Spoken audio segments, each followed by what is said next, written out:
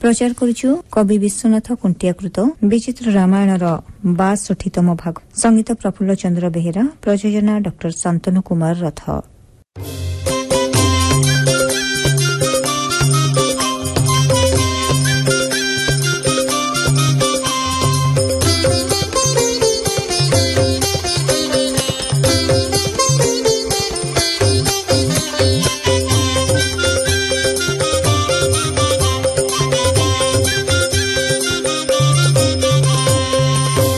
ଶ୍ରୀରାମଙ୍କ ପାଖରେ ବିଭୀଷଣ ଥିବା ସମ୍ବାଦ ରାବଣ ପାଇଛି ଶୁକସାରଣଙ୍କ ପାଖରୁ।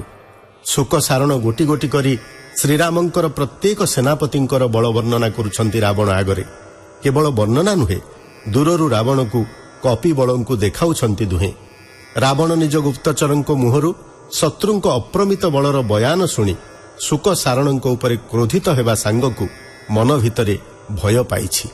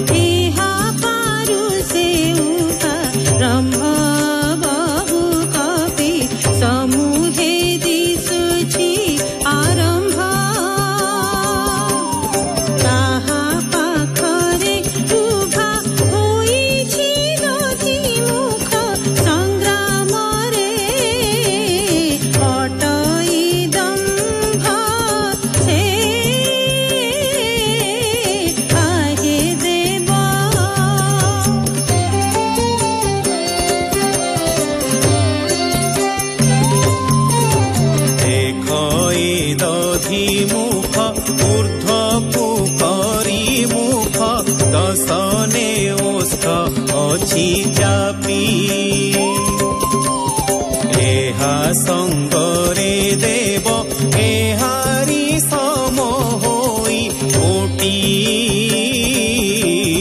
कोटी अछंती कपि हे देख देव ताबाम पारस्वे कुमुद आंभ संगे करिबे बोलिण विवाद कहुअछि पुछरे तर्जुअछि होइण अत्यंत प्रमोद से देख देव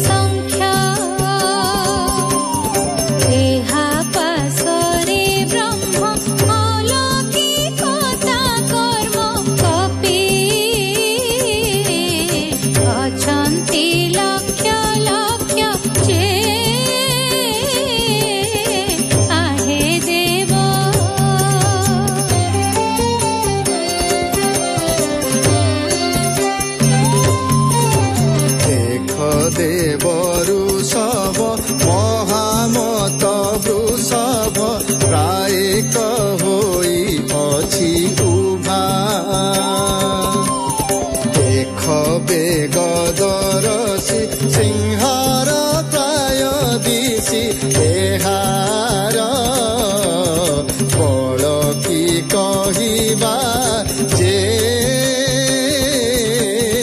ଆହେ ଦେବ କାହା ପାଶେ गे ମୋ ମୁକୁଟ ଏହା ବୁଦ୍ଧି ସକଳ ଲୋକରେ ପ୍ରକଟ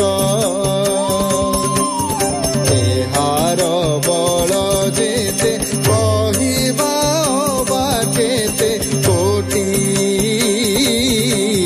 କୋଟି ଛନ୍ତି ମର୍କଟ ଯେ ଆହେ ଦେବ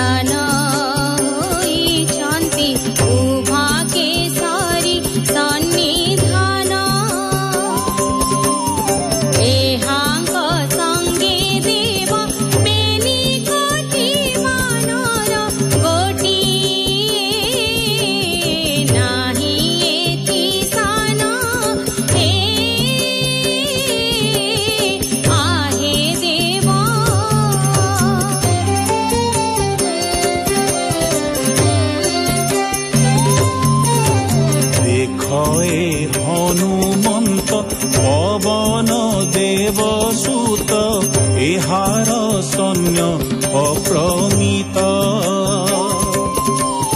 କେତେ ସହସ୍ର କୋଟି କପି ଏହା ସଙ୍ଗରେ ନ ଜାଣେ ଏଥିର ତଦନ୍ତ ଆହେ ଦେବ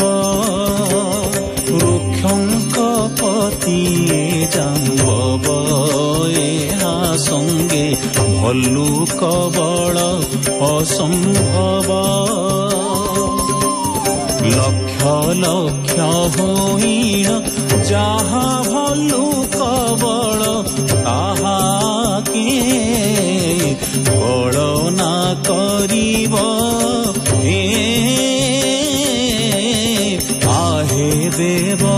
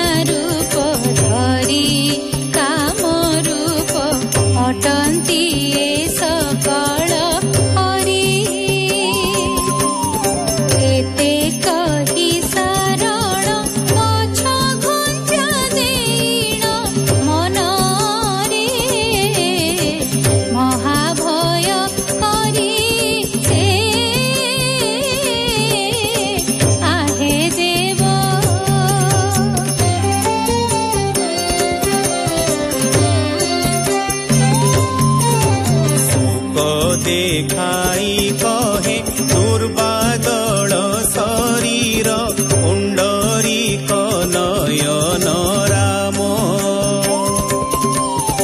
एटी जानकी वर कोदंड सर कर छवि निंदा करुछि काम आहे देव तांको पारुषरे लक्ष्मण लंका चाहि टंकार करुछंती गुण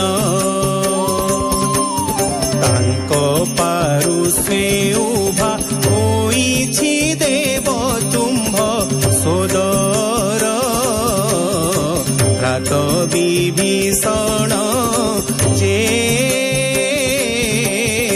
आहे देव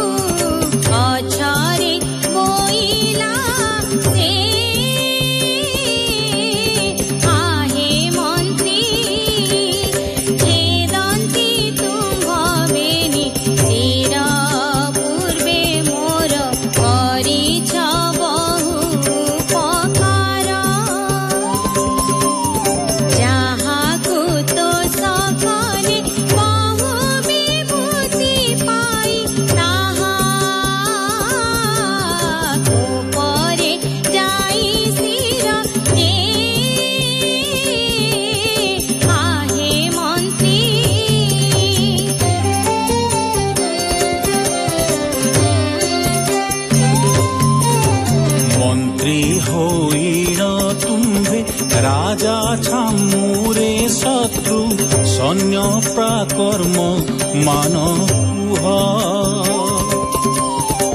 एणु नीति न जानी न पढ़िण न शुणी गर्वरे होई अछ मोह हे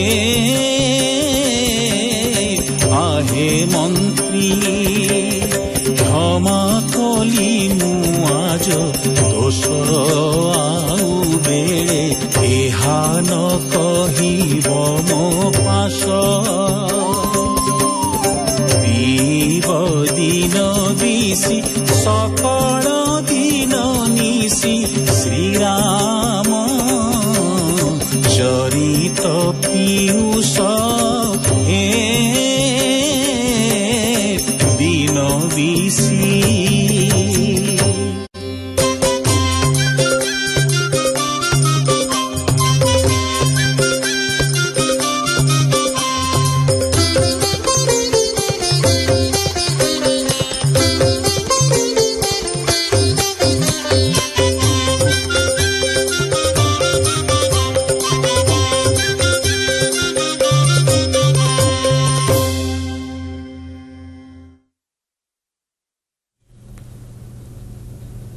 ଶୁଣୁଥିଲେ କବି ବିଶ୍ୱନାଥ ଖୁଣ୍ଟିଆକୃତ ବିଚିତ୍ର ରାମାୟଣର 62ତମ ଭାଗ। କଣ୍ଠଦାନ କରିଥିଲେ ସ୍ନିଗ୍ଧାରାଣୀ କର, ବିଜୟ ମହାପାତ୍ର, ହରପ୍ରିୟା ସ୍ୱାଇଁ, ଅଚ୍ୟୁତ ମହାରଣା, ମମତା ଶ୍ରୀଚନ୍ଦନ, ସିଦ୍ଧାର୍ଥ ମିଶ୍ର। ପ୍ରଯୋଜନା ଡକ୍ଟର ଶାନ୍ତନୁ କୁମାର ରଥ, ସଙ୍ଗୀତ ପରିଚାଳନା ପ୍ରଫୁଲ୍ଲ ଚନ୍ଦ୍ର ବେହେରା, ସହଯୋଗିତା ଅଭୟ କୁମାର ଦାସ।